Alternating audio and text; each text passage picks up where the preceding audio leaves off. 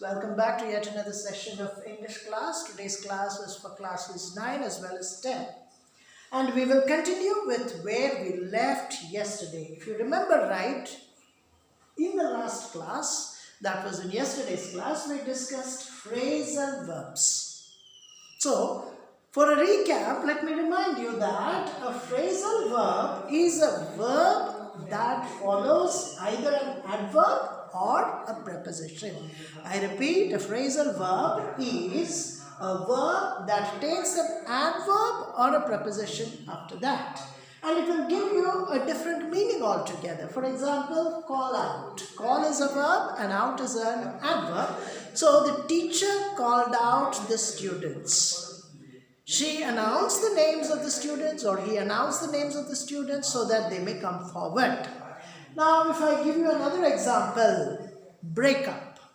Break and up. Break is the word, that is the main verb, and it is followed by a preposition up. Break up. What does it mean? Break into smaller pieces. It has many meanings, and one of the meanings is break into smaller pieces. For example, food breaks up into smaller pieces as it enters our body. So, the point that you must remember is a phrasal verb is a verb followed by an adverb or a preposition. Now, in yesterday's class, we discussed several phrasal verbs and their meanings as well. Today, I will be giving you certain tips so that you can learn these phrasal verbs in a very easy and simple manner. So, what are those tips? Let's get into them one by one. First of all, you must understand that a phrasal verb sometimes may have a direct meaning as well as an indirect meaning. It may have two meanings. One phrasal verb may have two meanings. The first meaning is the direct meaning and the second one is an indirect meaning. Now, look at the sentence here. Pull the book down from the shelf. Pull the book down from the shelf. So the meaning is very clear. There are many books kept on the shelf and you are supposed to pull just one down. So pulling the book down from the shelf gives you a clear meaning. Taking it out or removing. But look at this sentence. The municipal officials pulled down the building. The municipal officials pulled down the building. Now here, if you look at the sentence carefully, you will see that the main verb as well as the adverb, that is pulled, the main verb, and down the adverb, they come together. There is no breakup here. So, the phrasal verb pulled down gives you the meaning demolish or destroy. But if you look at the first sentence, you see the verbs are not together. They are split. Pull is here in the beginning of the sentence and down follows the noun book. So here the verb is split. So when the two verbs are split, they give you one meaning. It is a phrasal verb, but the verbs are split. They don't come together. But in the second sentence, they come together, pulled down. And when they come together, the meaning automatically differs. So pull down means destroy, demolish. But the sentence, the first sentence, pull the book down from the shelf means bring the book down. Now, let us get into another example. Work up. You have to look at this phrasal verb very carefully. Look at the verb, look at the sentence and see how the phrasal verb is used.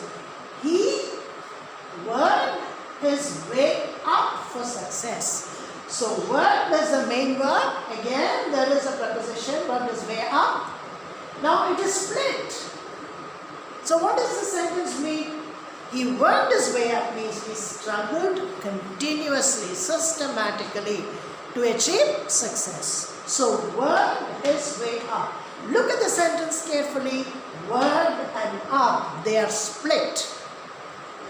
The verb and the preposition is split and it gives you the meaning to struggle continuously. But look at the second one. Why do you get worked up so easily?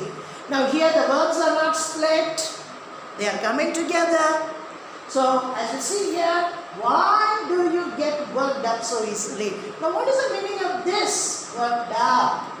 Worked up means getting irritated, getting annoyed. Don't get worked up so fast. Keep your cool. Keep calm. So it means that. Getting worked up means getting irritated, getting excited, getting annoyed. You can have it in those ways. Those would be the meanings. But the point to be noted here is the words are not split. They come together. Look at the third sentence. My car broke down. The car broke down. What do you mean by this? The car stopped all on a sudden. You're driving the car at top speed. Suddenly the car comes to a halt because of a mechanical fault or a technical snag. It's not working. So when I say my car broke down, it means the car stopped all on a sudden, refusing to move further. Broke down is one phrasal verb. Now, in this sentence, broke down means stopped, refusing to move further because of a fault. But look at the second sentence. The negotiations broke down. Here it is not the car. Here the situation is totally different, but the phrasal verb doesn't change. It is the same phrasal verb. And the negotiations broke down means the talks failed. The talks came to an end without any conclusion. So it was a failure. So here the phrasal verb is the same, but it gives you different meanings. To come back once again, my car broke down. Here the phrasal verb broke down means stopped because of a mechanical snag, a technical snag or a mechanical fault. But the negotiations broke down. The talks failed. The talks could not move further. So one phrasal verb can be used in different situations. The point to be noted is the phrasal verb has to be understood in the proper context. You must understand the context. That is the most important thing to understand the phrasal verbs. You see, the marriage broke down. We are using the phrasal verb for the car. Phrasal verb broke down for the car. We are also using the same phrasal verb broke down for talks. And now you see, we are using the same phrasal verb for marriage. And when you say the marriage broke down, it means the marriage was not a success. The husband and wife, the couple separated. So, it was not a success, therefore they applied for divorce or whatever it may be. The marriage did not last. Marriage broke down. So, the car broke down, the talks broke down, the marriage broke down. You can use one phrasal verb to indicate different meanings. So, that exactly is the beauty of phrasal verbs. Now, coming to this side, there's one more phrasal verb which you can look into, make up. Now, this word make up again has different meanings. The very first meaning, the easiest and the clearest meaning is putting up a facial makeup. She did a heavy makeup. So, she used different kinds of cosmetics, eye shades, lipsticks, maybe some sort of cream or powder, whatever it may be. So, she put a heavy makeup. Makeup again is a phrasal verb, but here it refers to decorating oneself with cosmetics. But look at the second one, the same phrasal verb coming up but giving you a different meaning, to make up with somebody. I had a quarrel with my friend. Some misunderstanding was there, difference of opinion. We did not agree upon one particular point. So, we quarreled. But after some time, we became friends. So, we made up. So, to make up with somebody means to come to an understanding after a quarrel or disagreement or an argument. But she put a heavy makeup. Here the word means decorating oneself. And look at this, the third one. This is again the same phrasal verb but giving you a different meaning. Make up your mind. Either you watch TV or sit with your books. You have to make up your mind. So make up your mind here means you have to decide something. So you see, the phrasal verb make up can be used for decorating oneself, women. It can be used in this sense, that is becoming friends after an altercation or an argument, to strike a balance, to understand, to come to terms, and at the same time make up your mind. It is also used to say that you have got to decide, you have to make a decision. So from these examples, I think it must be clear to you now that phrasal verbs will have different meanings, but the meaning depends on the context. So to understand the clearest meaning, to get the proper meaning, you must understand the context of the sentence. So if you understand the context, getting the meaning of the phrasal verb will not be a problem. And again, a phrasal verb can sometimes have a direct meaning and sometimes it might have an implied meaning.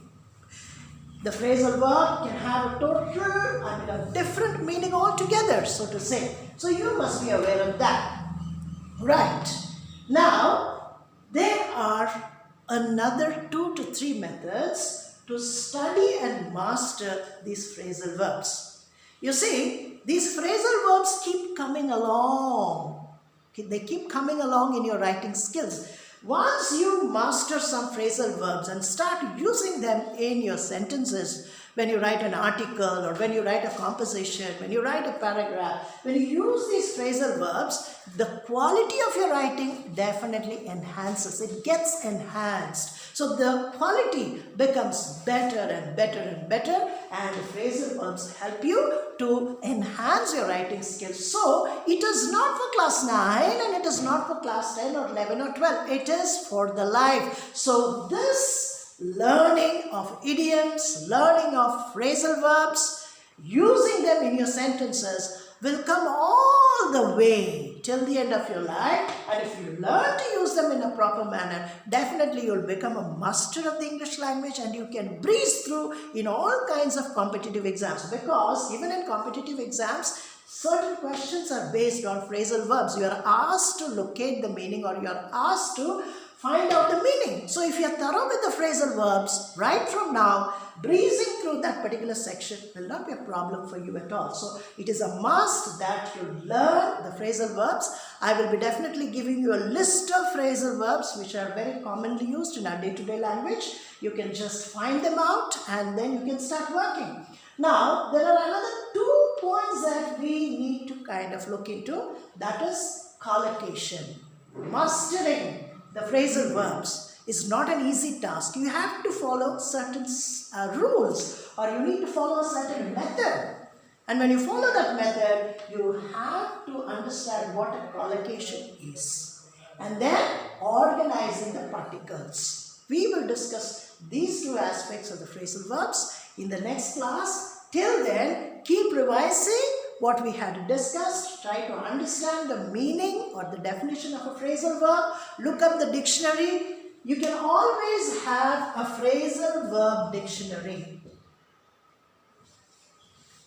The Cambridge University Press, the Oxford University Press, and there are some other good publications which publish dictionaries. One dictionary is the lexicon. We try to find the meaning of the word. But there is a special dictionary for phrasal verbs. If you can catch hold or if you can get hold of one of those phrasal dictionaries, one of those dictionaries which give you a detailed explanation about phrasal verbs, it will always be of a great help. It will help you to understand the phrasal verb and use those phrasal verbs in proper sentences. So, in the next class, we will be discussing collocations and organizing particles, and in the meantime, you will be given some sentences to work out. Please do them, and until we meet again, take care and stay safe at your home.